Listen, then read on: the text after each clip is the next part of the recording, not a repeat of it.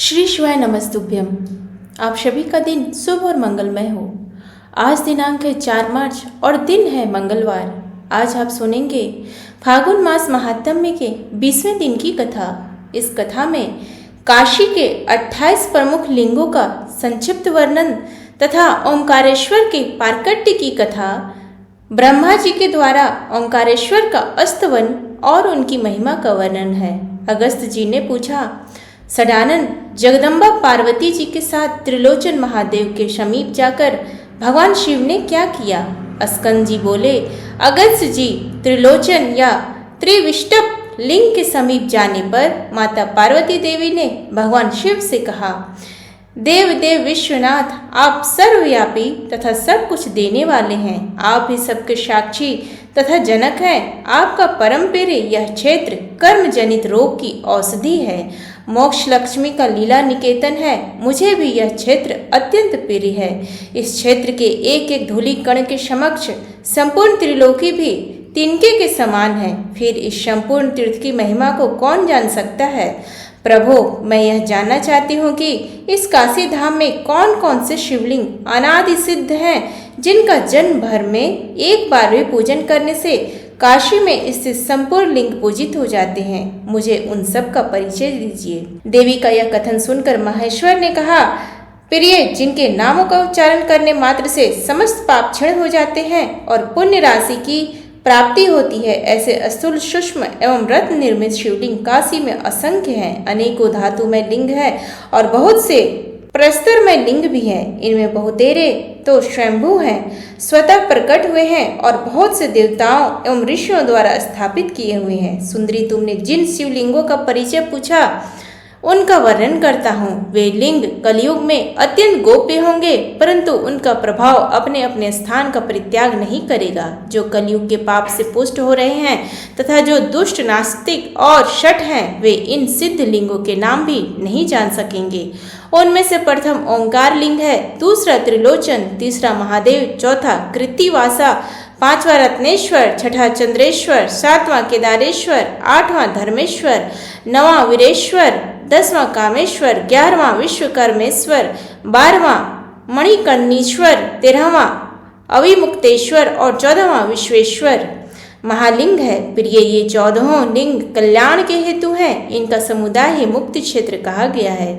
ये सब इस क्षेत्र के अधिष्ठाता देवता हैं और आराधना करने पर मोक्ष लक्ष्मी प्रदान करते हैं। प्रिय, इस आनंद कानन में देहधारियों की मुक्ति के लिए यही 14 महालिंग परम पूजनीय माने गए हैं। प्रत्येक मास की मंगलमयी प्रतिपदा से लेकर चतुर्दशी तक इस प्रधान लिंगों की यत्न पूर्वक यात्रा करनी चाहिए। जो इन 14 महालिंगों की आराधना करता है, उसकी संसार मार्ग में कभी पुनरावृत्ति नहीं होती। यह काशी तीर्थ का अनुपम कोश है। इसको जहाँ तहाँ सब और प्रकाशित नहीं करना चाहिए।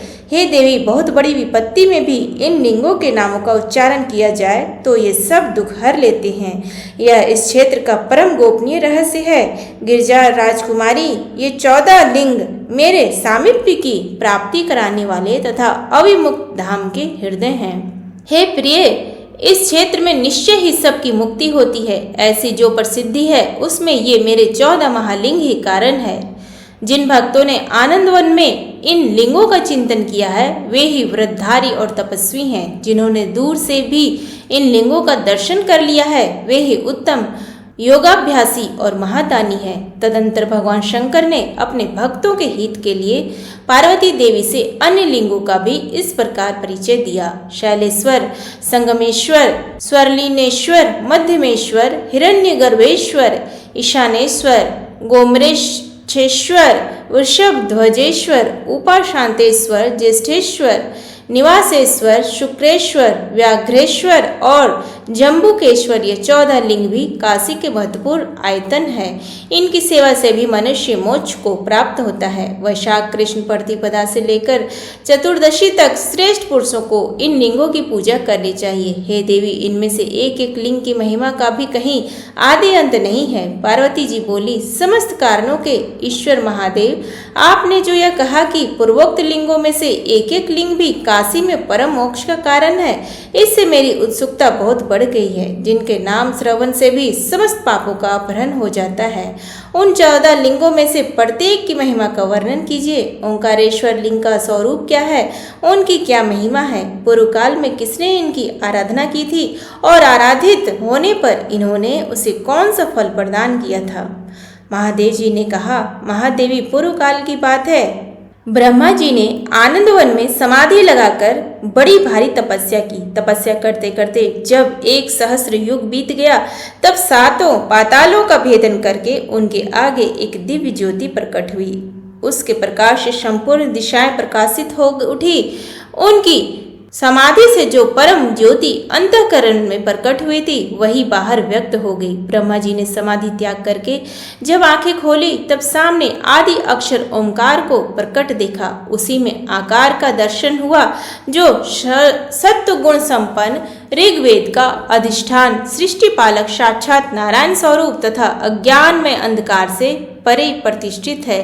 उसके बाद उकार दृष्टि गोचर हुआ, जो रजोगुण स्वरूप यजुर्वेद की उत्पत्ति का स्थान तथा उन्हीं के प्रतिबिंबित स्वरूप की भांति ब्रह्म में प्रतीत होता था। उसके बाद ब्रह्मा जी ने मकार को प्रत्यक्ष किया, जो किसी प्रकार की ध्वनि से रहित अंधकार के संकेत स्थान के सदृश तथा तमोगुण स्वरूप ज्ञात हुआ। वह साक्षात रुद्र स्वरूप मकार भी शामदेव की उत्पत्ति का स्थान है। उसके बाद ब्रह्मा जी ने परमानंद स्वरूप परावाणी के आश्रयभूत नादत तत्व का साक्षात्कार किया, जिसकी आकृति विश्व रूपमय है तथा जो सगुण और निर्गुण स्वरूप है, उसी को शब्द ब्रह्म कहते हैं तथा वही समस्त वांग्मय का कारण है। तत्पश्चात विधाता ने तपस्या से प्रत्यक्ष हुए बिंदु तत्व का अवलोकन किया, जो समस्त कारणों का भी कारण, समस्त जगत की उत्पत्ति का स्थान तथा परम शिव रूप है। अपने प्रभाव से सबका रक्षण करने के कारण प्रणव को ओम कहते हैं, अथवा भक्त मुन्यति भक्त को ऊर्ध्व लोक में ले जाता है। इसलिए जिसे ओम कहते हैं, वह प्रणव निराकार होकर भी साकार रूप से ब्रह्मा जी को दृष्टिगोचर हुआ, जो अपने जप में मन लगाने वाले भक्त को भव सागर से तार देता है। इसीलिए इसे तार कहते हैं। उसी प्रणव का ब्रह्मा जी ने साक्षात्कार किया। समस्त मोक्ष काम पुरुषों द्वारा यह प्रणव स्तुत अथवा प्रशंसित होता है, इसलिए इसका नाम प्रणव है, अथवा यह अपनी उपासना करने वाले पुरुषों को परम पद में पहुंचाता है। इस कारण इसे प्रणव कहते हैं। वेद त्रयी जिसका स्वरूप है, जो तूर्य, तुर्यातीत और सर्वात्मक है, उसी नाद बिंदु स्वरूप ओमकार का ब्रह्मा जी को प्रत्यक्ष दर्शन हुआ, जिससे अंगों सहित संपूर्ण वेद प्रकट होते हैं, जो वृषभ रूप यज्ञमय परमेश्वर मंत्र, ब्राह्मण और कल्प तीनों से संबंध होकर बार बार शब्द करता है, अर्थात वैदिक मंत्रों से ध्वनित होता है, जो तेजोमय तथा सबसे श्रेष्ठ है, जिससे ब्रह्मा से लेकर कीट पर्यंत संपूर्ण जगत का लय होता है। इसलिए जो साधु पुरुषों द्वारा लिंग नाम से पूजित होता है, उसी ओंकार लिंग का ब्रह्मा जी ने प्रत्यक्ष दर्शन किया। तदंतर अ उ मा नाद बिंदु इन 5 अक्षरों से युक्त प्रपंच से भिन्न लिंग रूपधारी ओंकारेश्वर का ब्रह्मा जी ने इस प्रकार स्तवन किया। ब्रह्मा जी बोले, सदाशिव अक्षर स्वरूप धारण करने वाले आप ओंकार रूप परमेश्वर को नमस्कार है। आप ही अकार आदि अक्षरों के उत्पत्ति स्थान है, आपको नमस्कार है। निराकार परमात्मन आप अकार, उकार और मकार है। ऋग्वेद, यजुर्वेद और सामवेद आपके ही स्वरूप हैं। आप रूपातीत परमेश्वर को नमस्कार है।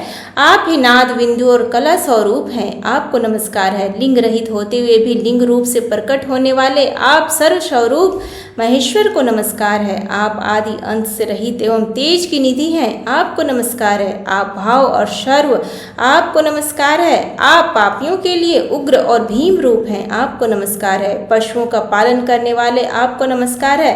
आप तारक प्रणव रूप हैं, आपसे ही संपूर्ण जगत की उत्पत्ति होती है, आपको नमस्कार है। आप माया से परे परम कल्याण स्वरूप हैं, आपको नमस्कार है। आ ई उ री लरी ए ओ ए औ ये सब स्वर आपके ही स्वरूप हैं, आपको नमस्कार है। का से लेकर हा तक संपूर्ण व्यंजन भी आपके ही स्वरूप हैं, आपको नमस्कार है। उदात्त, अनुदात्त और सौरित रूप आपको बार बार नमस्कार है। हर्ष, दीर्घ और प्लूत के नियंता तथा विसर्ग सहित वर्ण स्वरूप आपको नमस्कार है। अनुस्वार रूप आपको नमस्कार है। अनुनासिकमय आपको नमस्कार है।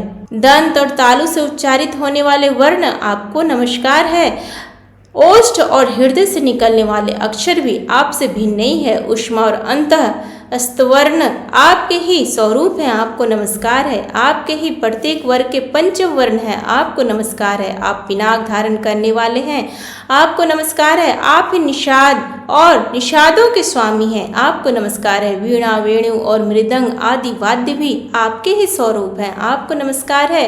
उच्च और गंभीर ध्वनि स्वरूप आपको नमस्कार है। आप पापियों के लिए घोर और भक्तों के लिए अघोर रूप धारण करते हैं, आपको नमस्कार है। आप ही तान स्वरूप हैं, आपको नमस्कार है। आप ही 21 मूर्छनाओं के पति हैं, आपको नमस्कार है। स्थायी और संचारी के भेद से द्विविध भाव रूप आपको नमस्कार है। आप ताल प्रिय ताल स्वरूप तथा लास्य और तांडव नृत्य को प्रकट करने वाले हैं, आपको नमस्कार है।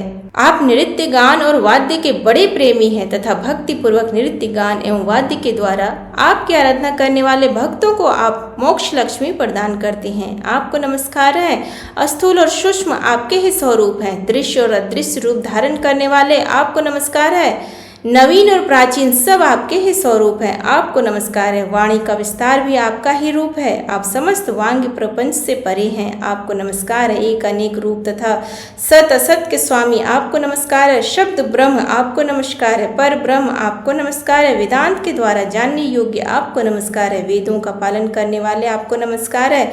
आप वेद स्वरूप हैं, आपका रूप वेद गम्य है, आपको नमस्कार है। पार्वती पते आपको नमस्कार है। जगदीश्वर आपको नमस्कार है। देव देवेश्वर दिव्य पद प्रदान करने वाले देव आपको नमस्कार है। महेश्वर परम कल्याणकारी आपको बारंबार नमस्कार है।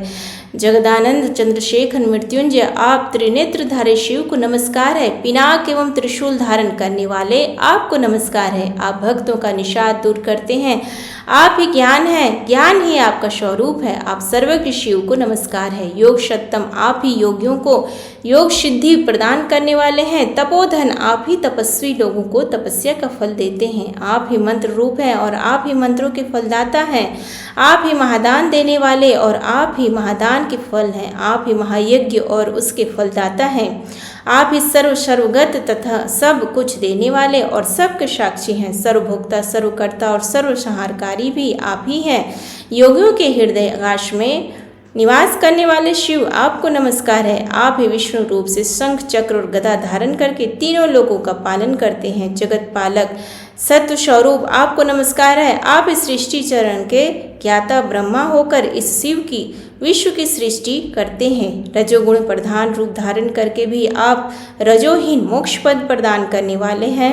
आप ही कल्प के अंत में काल अग्निरुद्र होकर महाप्रलय आरंभ करते हैं। आप ही कल्प के अंत में काल अग्निरुद्र होकर महाप्रलय आरंभ करते हैं। कल्प के आदि में आप ही अपने दृष्टिपात मात्र से पुरुष और प्रकृति रूप से महत्त्व आदि संपूर्ण जगत को पुनः प्रकट कर देते हैं। आपकी पलकों का खुलना और बंद होना ये ही दोनों सृष्टि और संहार के कारण है। स्वेच्छानुसार विचरण करने वाले आप परमेश्वर का यह सब खेल है। शंभो आप से ही यह सब कुछ उत्पन्न हुआ है और आप में ही संपूर्ण चराचर जगत स्थित है। आप वेद वाणी के भी अगोचर हैं। आप यथावत स्तुति कौन जानता है। आप ही स्तुति करने वाले हैं, आप ही स्तुति हैं और आप ही स्तवनीय देवता है। मैं तो ओम नमः शिवाय इतना ही जानता हूँ, इसके सिवा और कुछ भी नहीं जानता। आप ही मुझे शरण देने वाले हैं और आप ही परम गति हैं। ईश मैं आपको ही प्रणाम करता हूँ। आपको नमस्कार है, नमस्कार है, नमस्कार है। इस प्रकार बार बार कहकर ब्रह्मा जी ने ओंकार नामक महालिंग रूपधारी महेश्वर को पृथ्वी पर दंड की भांति गिरकर साष्टांग प्रणाम किया।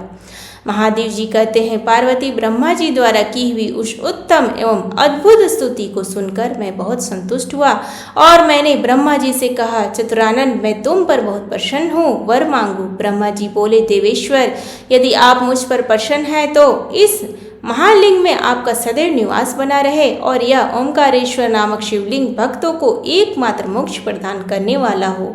अस्कंद जी कहते हैं, ब्रह्मर्षि ब्रह्मा जी का यह वचन सुनकर भगवान शिव ने कहा, तथास्तु, ऐसा ही होगा। सूरश्रेष्ठ, तुम तपस्या के कारण सर्वश्रेष्ठ हो और संपूर्ण वेदों की निधि हो। जब गंगा ओंकारेश्वर के समीप में आएगी, तब देवताओं, ऋषियों और पितरों को पिर लगने वाला पुण्य काल उपस्थित होगा। उस समय ओंकारेश्वर के समीप मत्स्योदरी के जल में किया हुआ स्नान, जप, दान, होम और देव पूजन सब अक्षय होता। ओंकारेश्वर के दर्शन से ही मनुष्य अश्वमेध यज्ञ का फल पाता है। अतः काशी में प्रयत्न पूर्वक ओंकारेश्वर का दर्शन करना चाहिए। इस प्रकार कमलोद्भव ब्रह्मा जी को वर देकर भगवान शंकर पुनः उसी महालिंग में लीन हो गए। अगस्त्य ब्रह्मा जी द्वारा की हुई स्तुति का जप करने वाला मनुष्य सब पापों से मुक्त हो जाता है, महान पुण्यों से परिपूर्ण होता है और श्रेष्ठ ज्ञान प्राप्त कर लेता है। तो ये थी आज का वृत्तांत। आगे की कथा सुनने के लिए हमारे YouTube चैनल पर बने रहें। तब तक के लिए धन्यवाद। हर हर महादेव।